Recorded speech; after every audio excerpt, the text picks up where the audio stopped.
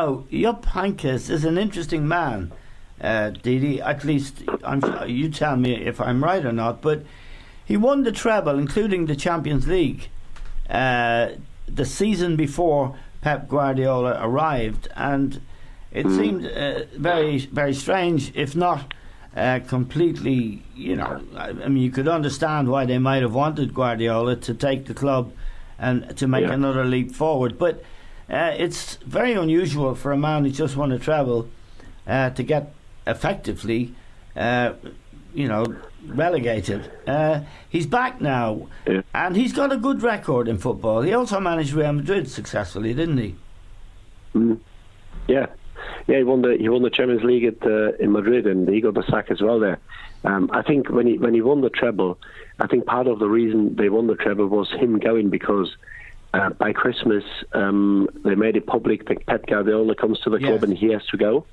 And I think it maybe galvanized the team, or got the last 2-3% out of the team to say, we're gonna say goodbye to Jupp with a treble. And the team was outstanding in the second half of the season. I think that emotional bit shouldn't be underestimated, that they said we're gonna do it for him, and they ended up winning the treble, won that Champions League final in Wembley against Dortmund, and he left. Obviously, there was a chance, as you say, to bring Guardiola in, so they had to make a call at Christmas, which they did. But he hasn't done anything since. So he's been out of the game for 4 years now. He's 72 now.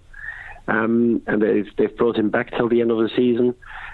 So far, it's been going well, because he brought a bit of a calmness back into the team, and he's a very pragmatic and a very calm personality. They won the first 3 games. They had a tight game against Leipzig, which they won on penalties in the cup midweek. But I think managing this team is a bigger task, because I don't think the team is as good as it used to be. Yes. I think they've got some problems within the camp, and they play tomorrow against Leipzig. So there's another big test.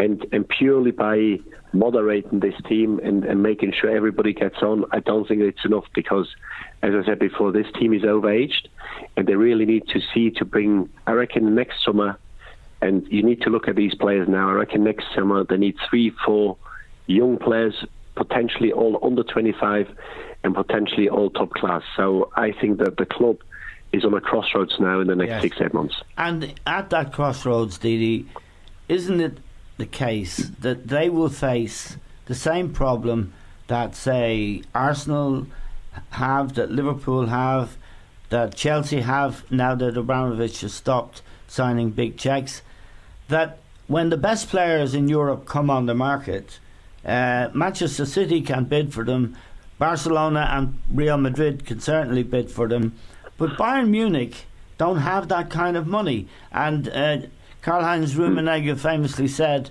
when Neymar was brought to Paris for €220 million, that he'd rather build a new stadium for that money.